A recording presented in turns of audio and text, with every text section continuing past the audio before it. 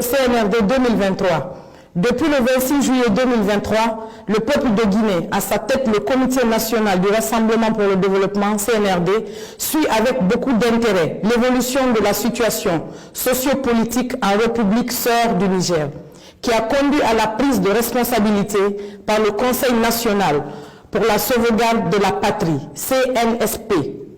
Les autorités guinéennes rendent un hommage aux braves populations du Niger pour leur sens élevé de patriotisme et saluent l'esprit républicain et la maturité des forces de défense et de sécurité qui ont privilégié l'intérêt supérieur de leur nation en choisissant de se réunir pour trouver ensemble des solutions aux problèmes nigériens.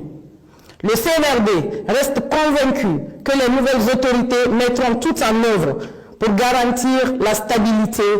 et la concorde au Niger et dans la sous-région. Les mesures de sanctions préconisées par la CEDEAO, incluant une intervention militaire, est une option qui ne saurait être une solution aux problèmes actuels, mais entraînerait un désastre humain dont les conséquences pourraient aller au-delà des frontières du Niger.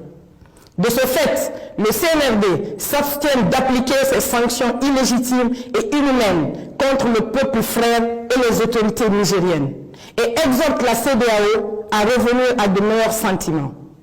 La République de Guinée réaffirme par ce communiqué sa vision panafricaniste en apportant sa solidarité à la population nigérienne et en invitant les nouvelles autorités du CNSP à préserver l'unité et la cohésion nationale. Le CNRD souligne qu'une intervention militaire contre le Niger entraînerait de facto la dislocation de la CEDEAO.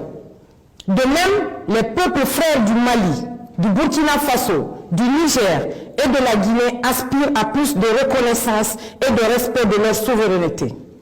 Par ailleurs, le CNRD tient à préciser que les sanctions prises et les menaces proférées lors du sommet du 30 juillet 2023 n'engagent nullement la République de Guinée. Au moment où les jeunes populations de l'espace CEDEAO vivent un drame humain en Tunisie et dans la Méditerranée, la préoccupation des dirigeants de la sous-région devrait être plutôt orientée vers les enjeux stratégiques, socio-économiques pour l'atteinte de leurs aspirations que de se pencher sur le sort des présidents déchus.